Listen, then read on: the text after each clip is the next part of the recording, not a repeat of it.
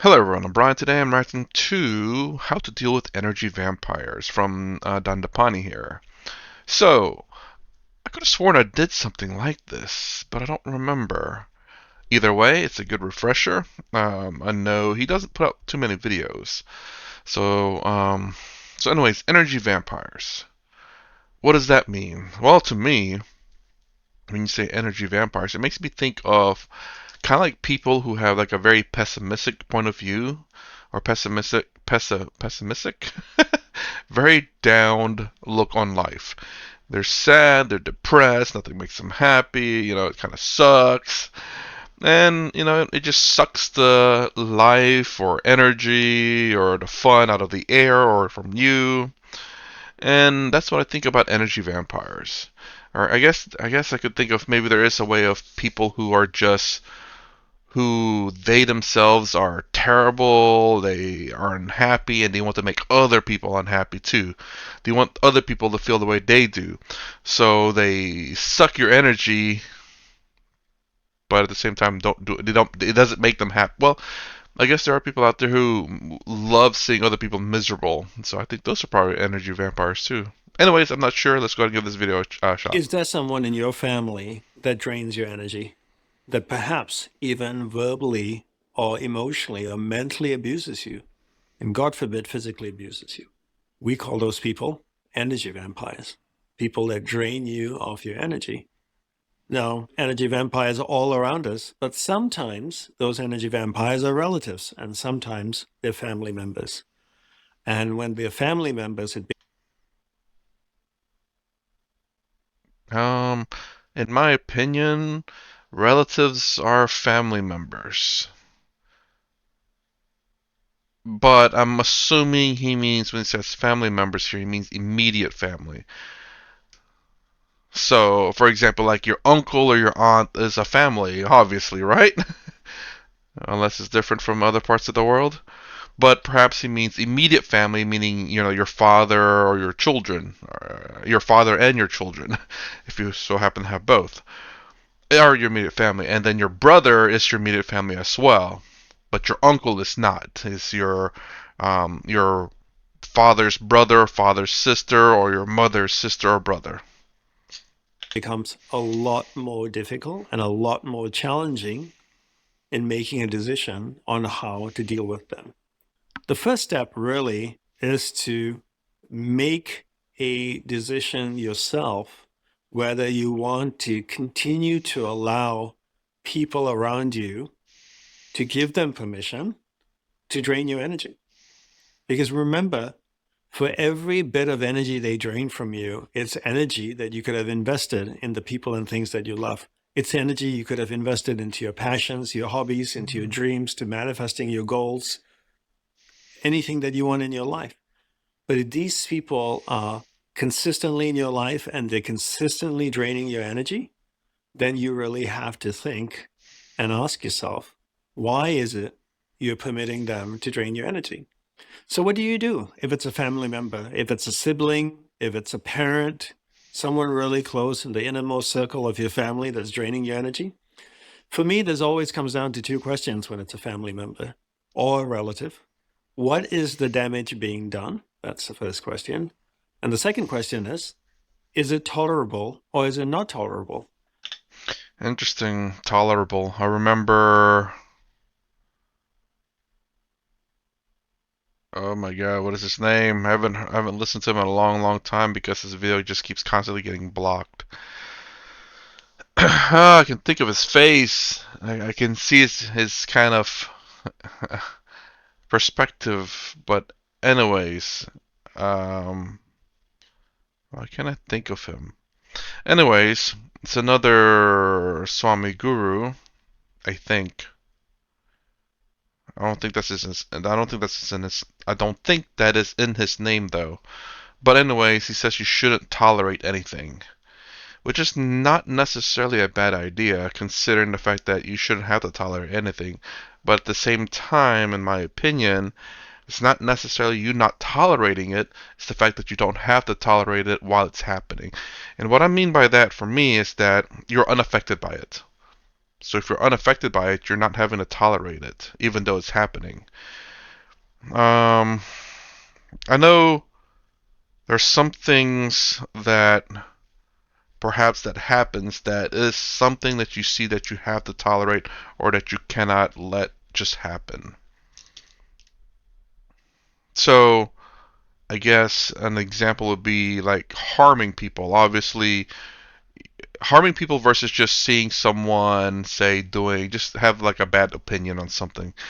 If someone having a bad opinion on something is, there's no harm to be done. It's just a bad opinion. So you don't have to necessarily tolerate it because you could absolutely hate that opinion, but at the same time, it doesn't have to affect you. And then you have people who causes harm, which it's not something you necessarily want to ignore, but you want to prevent. I hope that makes sense because someone causing harm to people is not something that should be tolerated at all. It's something that people should step up about. But at the same time, people who have like bad opinions, you don't have to step up on that one. People who are just getting frustrated because they have such a big ego. That's nothing you have to step up on. It's just let them be them. They're getting frustrated. That's fine. Don't let it affect you. Now, what is the damage being done? Let's look at a simple example. Imagine I had a leaky roof. My ceiling has a leak, and every hour, one drop of water falls down, just one drop every hour. I could put a cup down below, a small towel, an old towel. It's not really a problem. Hmm. That problem is tolerable. I can live with that. If water was gushing out of my ceiling, I can't live with that. So something needs to be done. Similarly, you have to ask yourself if you have a family member that is an energy vampire, who's always been an energy vampire, meaning you've known them for 3 decades, and for the 3 decades you've known them, they've been an energy vampire, then you have to ask yourself, what is the damage being done? Can I tolerate it? If the damage being done is too much to you and you can no longer tolerate it, then you need to do something about it. Because if you don't, that person is perpetually wearing away at you, eating away at the fabric of your nervous system, of your emotions, your mind, your soul, and breaking you down. And everyone can be broken. Everyone can be broken. I used to live in Hawaii in my guru's monastery, and Hawaii is made out of lava rocks, lava that's been hardened and that's formed the island. And there were lava rocks all over the monastery. These lava rocks were really hard and often quite sharp as well. If you were walking on them barefoot, you could easily cut yourself sometimes. But the lava rocks in the river that was flowing next alongside the monastery border, all the lava rocks in there were nice and smooth. You could sit on them. They were river rocks, but they were all made of lava rocks. How did they get smooth? Over time, the water flowed over these rocks, making all the sharp edges round and blunt till it became beautiful round rocks. That's kind of going against what you're saying. It's like maybe I should let someone annoy the living crap out of me until I become smooth.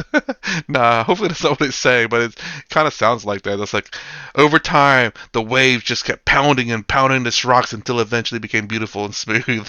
No longer sharp anymore. But the consistency of the water flowing over these sharp rocks made them nice and rounded. Similarly, if you have an energy vampire in your life who consistently over weeks, months, years is eating away at the fabric of your soul, your mind, your emotions by perpetually being negative, verbally abusive, mentally abusive, then they're going to break you down as well. They will take away your confidence. They will eat away at who you are and what makes you you. So you have to make a decision. Do I want this person in my life or not? And you have to use wisdom to guide you on how you want to move forward with this person in your life. If it's tolerable, then you want to be wise on how you interact with the person, set some clear boundaries and clear guidelines, and minimize your interactions as well with the energy vampire. If you deem that energy vampire is no longer tolerable in your life, then you no longer want to communicate with the person. You can set a rule where you say you are affectionately detached from them. You're no longer going to interact with them. You're no longer going to talk to them. They are welcome back in your life if they're willing to be uplifting or just neutral. But if they're not willing to be uplifting, then you're not willing to interact with them anymore.